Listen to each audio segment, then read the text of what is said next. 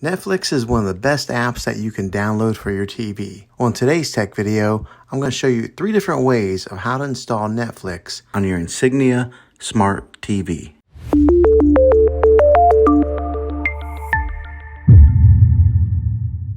It can be really frustrating if you want to watch some of the great content that is on Netflix and you find that your TV is unable to download it. If your TV is an older model of smart TV, then it could prevent you from downloading this app.